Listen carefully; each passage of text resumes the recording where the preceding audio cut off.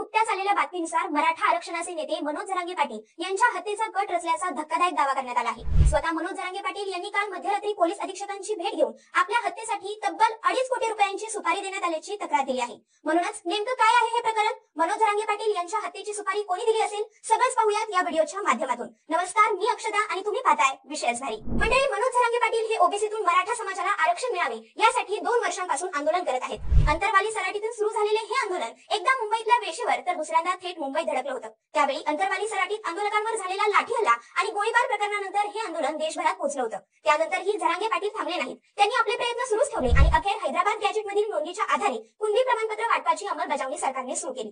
काही दिवसांपूर्वी नागपुरात शेतकरी कर्जमाफी आंदोलनाच्या ठिकाणी बच्चू कडूंना ताकद देण्यासाठी गेलेले मनोज जरांगे तिथे आंदोलकांवर भडकले होते। आंदोलन यशस्वी करण्यासाठी त्यांनी आंदोलकांना कसं वागायला हवं हे सांगितलं। दसरा मेळाव्याच्या वेळी जिल्ह्यात आणि राज्यात केलेल्या दौऱ्यांमधून मनोज जरांगे पाटील यांनी अनेक राजकीय नेत्यांवर सडकून टीका केली। यात प्रामुख्याने ओबीसी नेते मंत्री छगन भुजबळ, माजी मंत्री आमदार संजय मुंडे यांचा समावेश होता। यातून अनेकदा वाद आणि दोघांचे समर्थक एकमेकांवर धावून जाण्याचे प्रकार सुद्धा घडले होते। नुकताच बीडमध्ये ओबीसींचा महाएल्गार मेळावा पार पडला। या मेळाव्यातून मनोज जरांगे पाटील यांना भुजबळ मुंडे यांनी टार्गेट केलेलं होतं। यावरूनच वातावरण तापलेलं असताना आता थेट जरांगे पाटील यांना जीवे मारण्याची धमकी आणि त्यांच्या हत्येसाठी 2.5 कोटी रुपयांची सुपारी दिल्याचा दावा केला जात आहे। हा सगळा प्रकार बीडमध्ये घडला असल्याचं समजतंय। या गटामध्ये कोट्यावधी रुपयांच्या व्यवहाराचा उल्लेख असून त्या संदर्भात व्हिडिओ आणि इतर पुरावे मनोज जरांगे यांच्या सहकाऱ्यांकडे असल्याची माहिती मिळत आहे। या दाव्याने मोठी खळबळ उडाली असून स्वतः मनोज जरांगे पाटील यांनी पोलीस अधीक्षकांची भेट घेऊन या संदर्भात तक्रारी अर्ज दाखल केला आहे। त्यानंतर स्थानिक गुन्हे शाखेने गेवराईतून अमोल कुणे, दादा गरुड या दोघांना गुरुवारी सकाळी चौकशीसाठी ताब्यात घेतले आहे। यापैकी अमोल कुणे हा जरांगे पाटील यांचाच पूर्वीचा सहकारी असल्याची माहिती समोर येत आहे।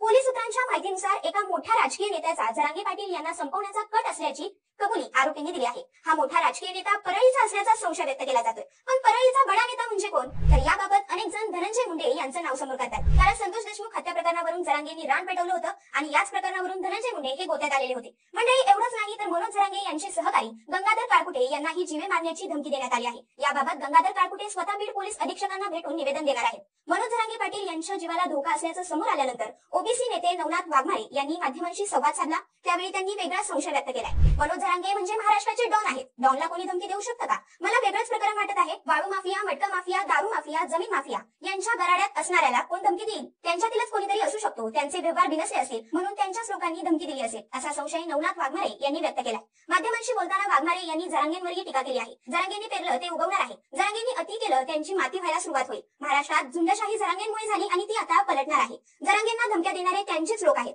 मनोज जरांगेंच्या अवतीभोवतीच्या लोकांचे सीडीआर तपासले पाहिजे।